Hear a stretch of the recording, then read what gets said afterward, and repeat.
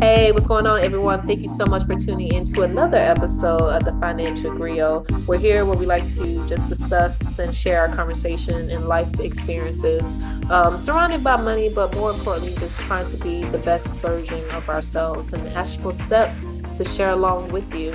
I am one of three of the co-hosts, Alanta Elson. And, today I have another co-host here. Lovely's not here, unfortunately, but, we got Lawrence on the sideline just trying to be around with his hat, being, an adult and stuff. Lawrence, how are you? I'm okay. I'm gonna start off on the high. It was a high note. The high ground. My name is Lawrence Double Gonzalez. I'm also known as the neighborhood finance guy. I'd love to have this conversation with my co-host who, obviously, I heard about your school and your lack of security around a certain statue. So obviously that's the level of class that you guys can really show over there, which class with the A and the SS, kind of like, capitalized there. Because it seems like there's a lot of that going on at FAMU. So we just choosing violence, right? It's not even 1 o'clock. Violence, that's just what it is. we decided to just go in depth. We're not speaking about that. With the jab. The level of shame is the funniest thing I heard somebody say, and it's like, hey, I can't believe she did that, but let's be real. Let's keep it 100. She's not truly a FAMU graduate. Why? Because she did her undergrad at FIU. I'm like, dang, that's some shade. Like, she's not really FAMU material. She's just like, she's an offshoot. She just came for a grad school. We can't claim her 100% because she went to FIU. We're not fully claiming her, right? Oh man, it's like she ain't no rattler. Like, You don't feel bad? Like that wasn't a lot. Did you comment? Did you tell all your friends? No. Why would I do that? I'm in Tallahassee this weekend. I'm gonna ride by. I'm gonna see if they got a little saying this is a very special place now. I think they have security or someone out there at this. No, they said they added camera now.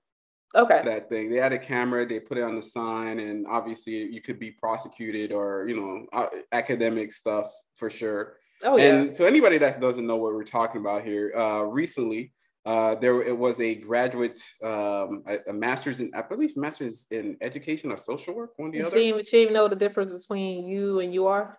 Yeah. I think a master's in something. So she graduated. I think education. Yeah, and she felt compelled to up the ante, and to show, the world what she's capable of. So she basically stripped to her birthday suit and took a graduation photo shoot next to one of the statues. Typically people do that for their graduation shoots. They kind of they wear actual clothes and they wear the garments on and whatnot, and they just pose and they do that. And it's a celebratory moment. But for her, she felt the need to just do that naked. So, and then she posted it on social media, and people, I don't know what she thought. She thought she was going to, get a lot of likes. She's going to get a lot of love. But she, obviously you're going to get a little bit of that, but you're going to get a whole lot of other people that's going to tell you their opinions, and it's not going to be as pretty as you think it is. So if you're thinking about making these decisions, just, think about it twice. And whoever's taking the photos, for God's sake, just tell your friend no. Just say no. If you're the photographer, I guess if you're getting paid, just say no too, because it's just, somebody has to say no at some point. Well, and I mentioned this to you before, there's no level of shame anymore in our culture, in our society. No one want to say no to something. The moral compass in this culture right now, in this in this just environment is so low. I can't even explain it to you.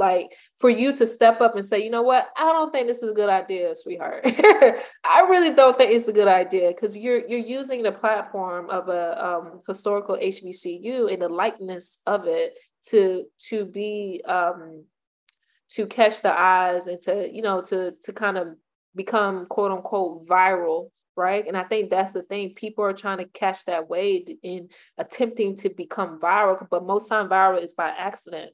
And she's doing this just to get this promo, whatever she's doing. Because I also noticed, too, on her Twitter that she has an EP or some kind of shake music and whatever. And I just want to let everyone know out there, everyone in Florida, is not down with city girls. Let's just be honest. We're not. We're all are not city girls down here in Florida. There's so many mixed cultures and Caribbean and people from international countries that come here to Florida and come here to school. And to use that for your own lightness and for your own agenda is just so disgusting, because I love my school. And fam, you've done so much for the community and for people to be placed in positions that they are now, which is a good segue, because today's topic, we're talking about social mobility as well as economic mobility. I shared this in the group chat with you all about there was a project that was done. It's called Opportunity Atlas. What they did was they shared the data. They received the data from the Census Bureau, Harvard, and Boston University. And depending on your geographic location or your zip code or whatnot, it will say how many different classism that you are in proximity to. So the connection that they're trying to share with this data is to say that the more different class that you are I guess, located or have some form of relationship with, it actually increase your social mobility. So not only in colleges or universities that you are in, but being around, for example, we're talking about FAMU, but across, the wave, there's Florida State. And you also have TCC, which is the Tallahassee Community College, one of the biggest community college here in the state. So there's so many different types of, I guess, social class that comes to college, come to Tallahassee for school, but also in surrounding that region, you have government. It's the capital of Florida, right? So you have different political people that are there, representative there, legislation happens in the state. So it kind of make you think that, is it fair to say, Lawrence, that if you purposely keep yourself surrounded, like we're in college right now, right? We're surrounded by, we're in the capital. You go to Florida State, I go to FAMU, and we're surrounded by all these types of people, socioeconomic classes. Is it fair to say that if you are purposely trying to remain in your group set of friends, then your level of social mobility or economic mobility can decrease when you're not trying to intermingle with others? Yes. And I think we know that by just the way we've lived throughout Florida. I know we started off at, pretty much like, if we had to really say who we are, because I think a lot of Americans never really want to be honest about what they started. Everybody think they're middle class, but you ain't no middle class. We were low class. Like we didn't. I mean, you have to say it like that, Lawrence. See how bad you feel about it? Like, it's like, low class, not me. I mean, we're that low there. We were financially unstable, but no matter what they call it now. But there was no point in time where I could say that, hey, we had food in the fridge all the time. There wasn't a time where we could turn on the AC and kind of have it full blast all day, so on and so forth, like running water. There was always a certain amount of instability when it comes to money and cash flow. Maybe the kids didn't feel it 100%, but the parents did, especially as their kids grew older, eating more food, so on and so forth. And I know you've been experiencing that with your nieces popping up every once in a while, like, the utilities might have went up, you're like, what the heck? Because kids are notorious for turning on the TV, turning on the computer, getting on their cell phone while listening to something else all at one time. They're just like burning through all the electricity just because. All the time. Then they got the nerve to, after they rolled over, they're like, I'm hungry. Like you did any real work, like you did any real thing today. They eat a lot, and my oldest niece, she's damn near tall as me. I'm 5'9", and she's only 11 or 12. She's up there, but she is so tall. I just feel like she just had this major growth spurt that's happening. Every time I turn around, she's hungry. The youngest one is hungry. And they do that. Like, I'm hungry. I'm like, what? Like you just say. Speak up. Like something like. Right. So I'm saying this because we are from that group of people that seen a lot of social mobility from attending a college, getting a decent job, and even through our experiences. So it does change you a lot. I think those people that typically hold on to whatever social group that they've ever belonged to, they don't experience the same level of rapid growth or even any growth over time. I still know people that have never really been outside of Miami, even though Fort Lauderdale is like 30 minutes away. 30 minutes away, right. Or even like they never been to West Palm Beach, 3 hours or whatever it is. They never been to, a lot of people in South Florida never been to Key Largo, Key West.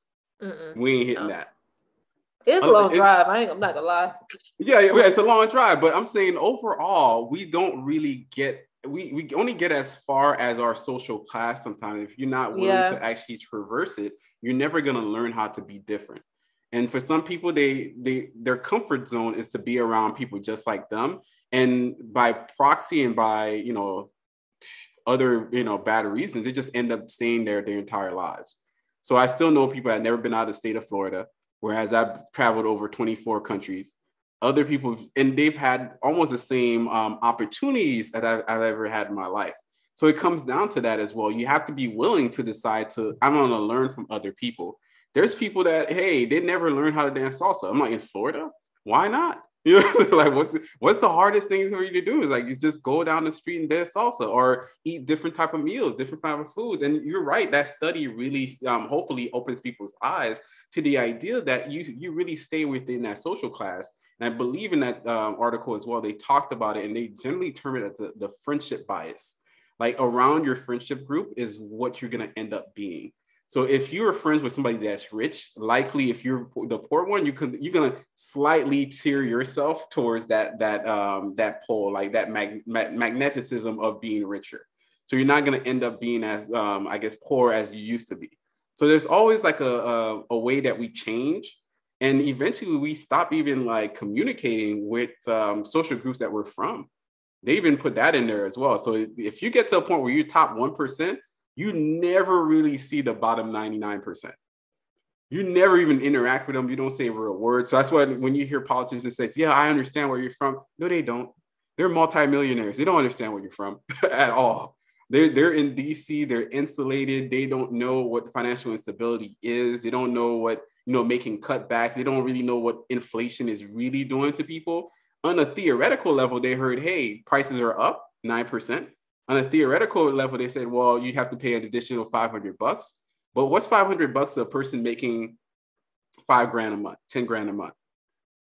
It's, yeah, you feel it, but you're not feeling it the same way as a person that's bringing in around like $2,000 or less. That's going to be problematic for people. So I really enjoyed that article. I think it's great. And the report in there as well, if you click on it, you find a little bit more information, and it's really telling. Yeah, absolutely. You made some great points about the article, but the big question they do kind of touch on is why the American dream is more alive and more in other places than it is in other areas, right? So I guess the connection and data what it's showing is depending on your geographic area where you're located, it really depends on not only the salary that you're making, but the surrounding areas and the salary that people around you are making as well. And the proxy to that and the factor they're trying to drive in on is more of just the social capital of the value of your friendships and the relationship that you have. And they mentioned in the article, I remember an example, it was along the lines that she went to a young girl went to a school outside of her district. And, you know, for the most part, it's middle class, very just vast different social classes. And she remembered applying to a scholarship, not because she was interested in, because her friend mother was encouraging her friend to apply. So she like, well, my friend is doing it, let me do it too. And it opened up this just vast opportunity for her and kind of led her to go to law school. And she just loved arguing, just loved debating, and became a district attorney, right? So these are just like, I guess, in the grand scheme of things of how we look at the value of our relationships and families.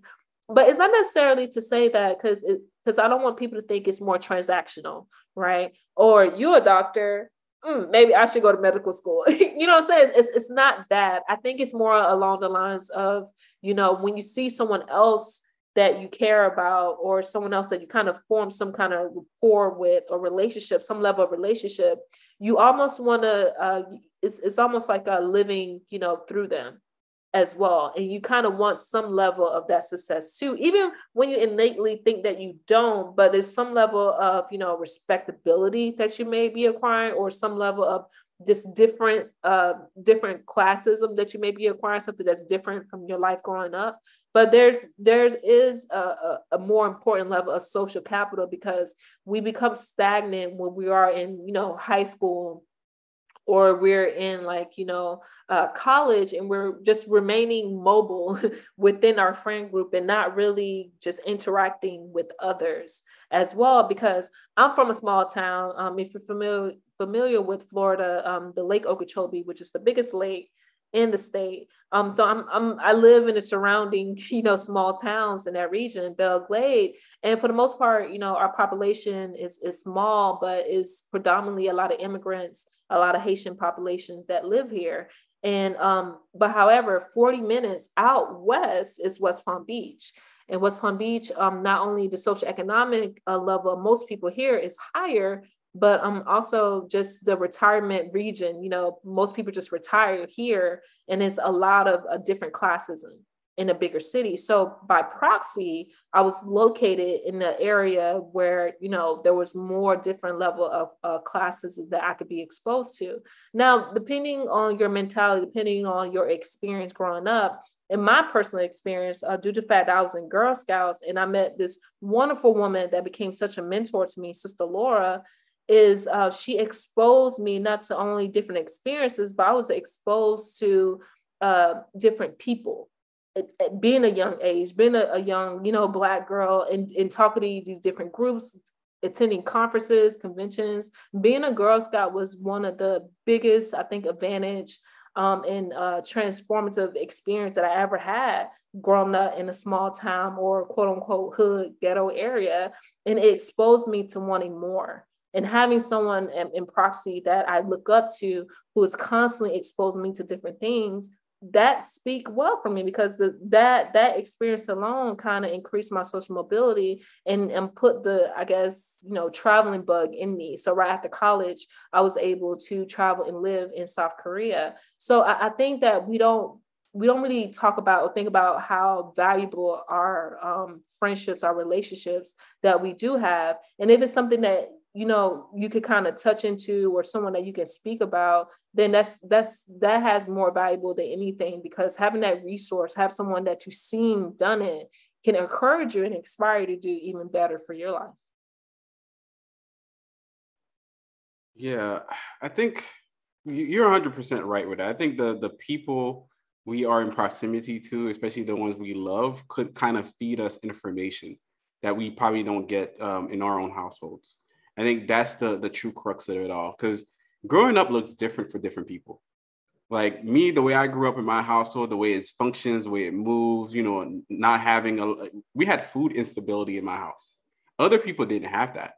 Some people, when it was like a summer vacation or a break or something like that, there's nothing I could do. Like I could just stay at home, watch TV, and just wait until the next day roll over and the next day roll over. Some parents or some families are fortunate enough to get into different activities. They go to summer camp, they travel to see cousins or family, they learn different languages, they have different experiences that would really change them. And by the time they come back to school, they come back differently. They come back with their own experiences, or they come back with stories to tell, where the only story I could tell is that I was home. So ultimately, growing up looks different for different people. That's just what it comes down to. And if you're a parent that cannot give your kid everything, I think this is why I always remember parents always saying, try to stick with the right crowd. Don't stick with the wrong crowd. It's not to personally, point out somebody and say, hey, that person sucks or that person is not doing it. It's just the ideal is for every human being, by proxy of the other person in your network, you could slingshot your way to a different type of trajectory.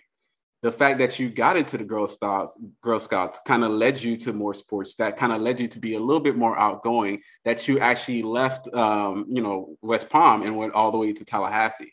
And from that point, when a lot of other experiences, and even maybe by just fluke chance, you decide to fly all the way to Asia out here, and you're learning, a whole slew of other cultures. So when you come back here, you are changed and you are different by proxy of all these slingshotting effects in your life. And that's what really changes people. So when people say, hey, don't hang out with the wrong crowd, it's one of the things you need to really do, because you're the average of the four people that you hang around with all the time. If you think they're problematic, you're probably problematic. You're probably king problematic or queen problematic. It is what it is. Queen Hey, problematic. some people like, some people think like, oh, my friend is the problem. Like, nah, you hanging around with them, you likely are a problem too. You likely have issues too. What's that saying? Birds that flock together. Yeah, the people you date is like, oh, I can't stand this person. I'm like, maybe oh, you might not be a cup of tea. So there's like there's a whole fundamentals about like how you really change who you are, and also there's these external factors. Especially the media focuses primarily on a couple of things. They focus on Northeast plus Florida. This for some reason, like Florida, Miami is kind of like Northeast for some reason. And then you have the West Coast, and then you have Texas. We have 50 states. I actually had to look it up again. They forget about the middle of the middle I had to look it up again. No one talk about that. I'm not, it had to be 50. Is it 48? No, it's 50. But I only hear about so few that the rest don't really even matter. And we don't really see footage from these places as well. Can you, if I told you Oklahoma, can you come up with an idea how that looks like? No. The Dust Bowl. That's the last thing I remember. Didn't they have the Oklahoma bombing or shooting? Yeah, they did. Well, you heard about that, but how does it look? How does it look? Oklahoma City. And it doesn't draw you to go. Like I don't think like let's go on vacation. I don't think it doesn't not draw you to go. We don't know how it looks. We don't look it up because the media itself, when they're polling for information, they poll from people like them who are in proximity to them. So therefore, they're polling people that are in those densely populated urban areas. You're going to find a lot of people there anyway, so you don't need to spread out and find more people. You can literally just, hey, New York, how do you think about, what's going on in politics? So you're going to get only New York's version of what's going on, but not necessarily all the other 49 states. So there's something to be said about that proximity to others that really change you. And by you need to start venturing out of your comfort zone into other social groups to get to know who they really are instead of kind of casting stuff on them. Some people say, well, in other families, in other cultures, they teach them about financial literacy. That's a lie, because there's a whole bunch of other financial literacy representative of different colors, creeds, and whatever, because they're also not told anything. Oh, the teachers need to teach us financial literacy. Well, the teachers don't even know it themselves. So I'm not quite sure who's telling you this, but the teachers don't know. So there's a lot of that. You have to get out your comfort zone to realize that you're not the only one suffering from this stuff, but and not the only one that could just benefit of coming up with solutions to get somewhere else. So true, because creating those narratives in your head, it does create a limited belief that this certain thing is not happening because of X, Y, and Z. And because of the other group that we don't know what's going on over there, we create these things to assume that it's true, which is not accurate at all. And it kind of makes me to believe while you were talking, and I was thinking about, because like I mentioned before, I'm located here in West Palm Beach, Florida. So there's a difference between West Palm Beach. I want to let you guys know there's a distinguished difference between West Palm Beach and Palm Beach. There's a difference. It's actually a bridge. Same place. No. It's a bridge that actually separates us. Yes, it's a bridge that separates us. So, okay, Palm Beach is like if you're aware of Palm Beach Islands, right? It's where the wealthy lives. When you think of Jay-Z, think of Vera Lane. Yes, they have mansions in those areas, right? But when people think that it's not accessible to us, where they're not blocking you to go across the bridge. There's no discrimination. Like you can go to the beach if you want in Palm Beach. If you want, they have these tours that you can see a Jay-Z mansion. You can see a Vera Lane. You can see a Beyonce. Like you can see all these wealthy, estates on a nice, not even a yacht, but like this nice boat that they do tours all the time for. But people just think that it's so far outreach, and it's not. It's literally across the bridge, and I think it's this limited belief that we are placing on ourselves that create this stagnant behavior of where we don't want to do anything because it's out of reach, where it's literally like you have to just drive across the bridge, and people just assume all these things are going on, and they're placing and projecting these things to make it feel as though they're incapable of doing it because this other party have all these other resources. That's innately not true at all. But it could be true to the fact that you're not doing anything about your circumstances because you're too worried about what others are doing. Yeah, I've been, I guess, listening to too many people say stuff like, oh, I can't go and move to Haiti and start a business and so on and so forth. I can't go to Africa and start a business. Like, no, you can't. Have you ever tried it? So like, I can't move overseas to do something. Other people have done it. Have you ever tried it? So I'm getting to the point where I realize people tell themselves narratives only to keep themselves more comfortable in how they want to live now. If you want to live the way you want to live right now and nothing's going to change, just don't complain about it to me. Just don't. At least just don't do it, because the truth is you don't want to change. You're cool with everything the way it is. You're cool with, the struggle that you're going through, whatever it is. And you just want to share it with other people so they could feel a certain way, but you're not going to try to change it. So I think the people that do find good friends, good social networks, and really want to change their lives they literally do it just as easy as the person that doesn't want to change their lives. And I think that's what at least for me, that's what the article kind of spoke to, that, yeah, you don't have to be the parent that has all the money, but you have to get in community with other parents that can also help your kids. Yeah, you might not have all the time in the world, but that's not what everybody else always had. Sometimes they just had community with other people that can also help and assist. So yes, you might not know how to fill out for all the FAFSA or the scholarships and stuff like that, but it's up to you to inquire with the school what can be done, what other parents are doing it. Maybe my cousin has done it. Maybe my cousin who's in college right now, she's doing it. You know what I'm saying? How did she get there? So get more open in conversation, and that's going to help you pivot.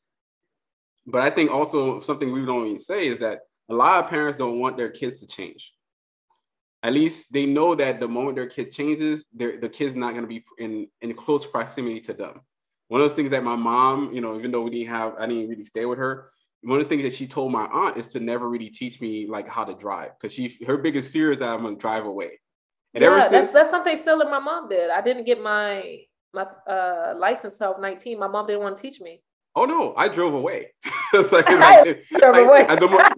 more you didn't teach me, so and then now I know what you really did it. I'm like a great driver. I could drive 15 hours. I'm good.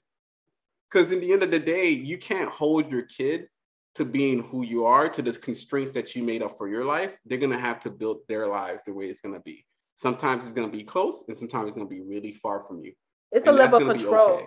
It's a level of control that they want to keep. Because I remember my senior year, is almost like yesterday. I remember this, like my senior year, and I needed information for the FAFSA application. You kind of sparked this like memory of mine, a FAFSA application. It's called trauma. Yeah, it's trauma, unfortunately. A FAFSA application, where you need your parents' taxes information. I needed that in order to complete my financial aid package. I already got accepted to college. Everything was like, on the up and up. I just needed some information to finalize. I went and asked my mom, of course, her being belligerent and everything, like, no. It was her level. Like, this is the only thing that she can control. I had everything planned out for me, where most things she didn't even know of. I had everything planned out for me of, going off to school, doing everything, even down to the person that was taking me to, campus, right? She didn't have to pay for gas. She didn't have to do anything. And I just needed this one document. And she kept saying no, where I had to reach out to my older brother to convince her to get this document for me, because I want to be able to go to school. Right. And she had to understand she was not only letting go her youngest, which is, I'm the youngest of 6, her baby girl, but she no longer had that control over me. Like, I am a grown adult at this point. So it's something to be said when you're noticing, identifying your parents are holding you back, and they will hold you back unless you choose for them not to.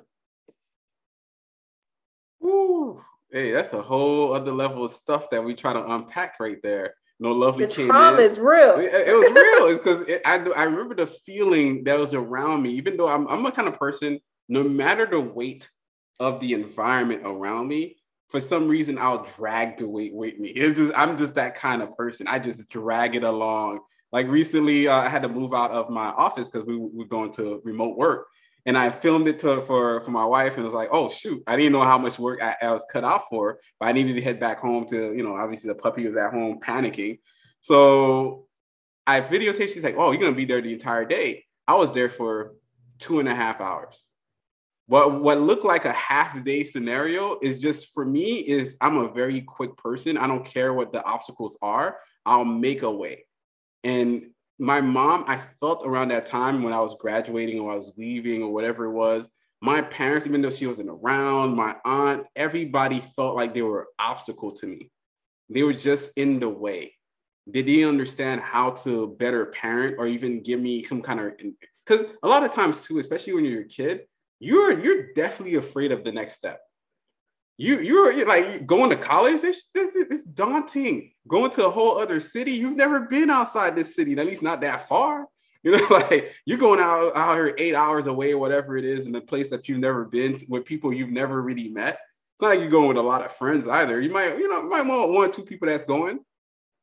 But in the end of the day, you're going through this process, and it's a lot of pressure, especially for young Black and brown millennials, first generation that's never been to college as well. It's a lot of pressure. And on top of that, you feel like the people are not there for you. They're not making it easier. They're not even patting you on the back and say, you know what, it's going to be okay. They're not, or they don't even do that. Like when I had to go to the Marine Corps, it was one of the saddest things I ever seen. I could still recall it in my mind. Like I just packed my stuff. I'm looking around like I'm leaving. I'm gotta go, like nobody was trying to hug, nothing. Yeah. I'm like, all right, got in the car. I drove out. And the worst part, the funniest part, we drove, I guess they picked me up in like a shuttle. So they're trying to pick up this other kid. And the guy, he went inside, the door swung open, and they were having a whole family celebration for this guy. Straight up family celebration. Oh. Like, they get like the door kind of opens and it closes. It's like the side. So they closes the door and he's like, they're leaving and the whole family stands outside. Bye. The little kids have no idea what's going on. Bye. I'm like, this is sad. In comparison, I had none of that. I think that kid was a Jewish kid or something. But ultimately, we went to the Marines and stuff like that. And that guy actually failed out. So in your face, all that cuddling and coddling did not help you in the Marine Corps, did it? So this is my own personal gripe against that guy. So I wanted to, this is full circle. I just wanted to tell the story so I could say, in your face, you didn't make it. You didn't make it. Coddling. But yeah. You was just ready to say that story. I got you. Yeah. And I did see him again. I was like, wow, man. But yeah, to the point I'm trying to make here is that a lot of people do become obstacles for you. And I'd hope that if you have kids now, and I get it, they might know more than you do. They might be they could be electronic engineers, NASA scientists, physicians, so on and so forth. Let them be who they are. They're not going to not love you, even if they're going to learn something, different than what you've learned. You got to allow them to make those mistakes, but you got to also support them as well. Trauma time. Trauma. Lovely. Your mom was like on board, or are you just gonna talk? You're just gonna be weird again. I came in late. I'm just gonna be weird. My mom really supported me. I'm sorry. I don't have. She cannot relate that. Oh shoot. My mom was. It's really just us. It's always the trauma. Like you don't whip kids. You don't do nothing. Like they didn't touch me, but I cried anyways. I have traumatic things that happen, but it's not because of my mom. So I don't know. You could have said something, positive. You say, I can't relate to that. All that stories that you guys just shared, I cannot relate at all. My mom was on board, teaching me how to drive, holding my hand in class. She did. If my mom, she was passing notes. Let me tell you about the driving story, right? So my mom was teaching me how to drive, and she only got to do 3 lessons for me before she had the stroke. So she taught me how to drive. I had 3 lessons, and she's like, and my aunt, as soon as my mom went to the coma, she took the keys and said, you can't drive. As soon as my mom woke up out of the coma, that was like the biggest argument between my aunt. And my mom said, Kite lovely konsi, which is like, let lovely drive, because and the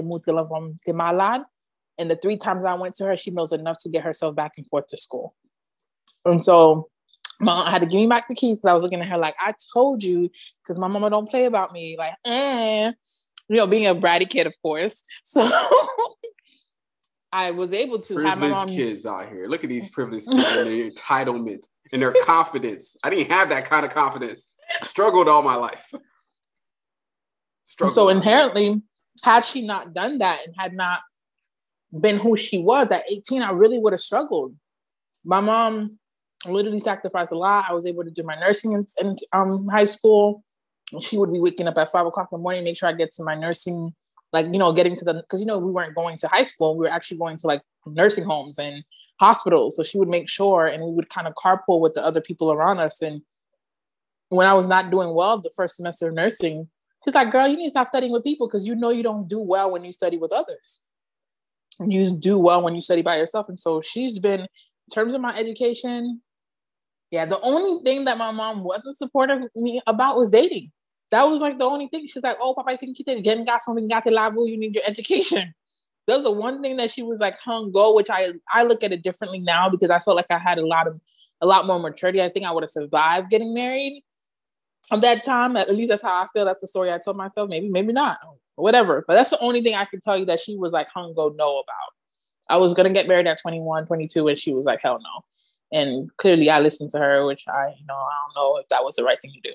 But everything else in terms of school, she was always hella supportive. I believe she scored an A in that class, okay? She's like, don't talk about my mama. I know. Well, all in all, with this new data that has been presented to everyone, the project is called Opportunity Atlas. I'll make sure to include that in the show notes if you want to just reference to it. But I think it's amazing data where you can actually research your state, but also it goes down and filter down to your zip code about the potential of social mobility and having value in your social, just environment, but also your relationships that you build over time.